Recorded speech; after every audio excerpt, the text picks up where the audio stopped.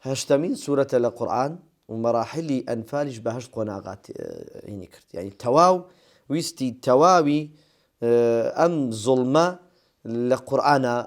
جيب كاتوا خوشي كري بيغمري خواه صلى الله عليه وسلم إمام حسين كالشهيد أكري وأكجري آل بيت قتل عام أكري صياغتي آيني بيدري مثلا يزيد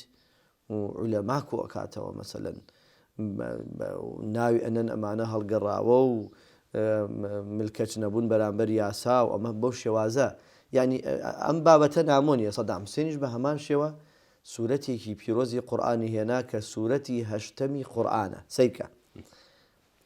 هشتمين سورة القرآن ومراحل أنفالش بهشت قناغات يعني كرت يعني تواو ويستي تواوي أم ظلمة لقرآن جيب كاتوا وكمل زان بناو زاناي أينشي هنا أبو أوي عاطفة صوزي مسلمانان ودولي عربي رابكش كأما كافر بون هالقراون لدين وبرامبر دولتك إسلامية قردوا وبوشيو من لنايان أبا بويا إسلام وقرآن بريء لكاريوا وإستاج بداخوا ملة كمان بردوان بناوي سورة كاني قرآن و لناو أبرين للرج آوا دور نية هل چەند مانگێکی پێش ئێستا بەناو سورەتی فتحەوە هێڕش کرایە سەر میلەتەکەمان و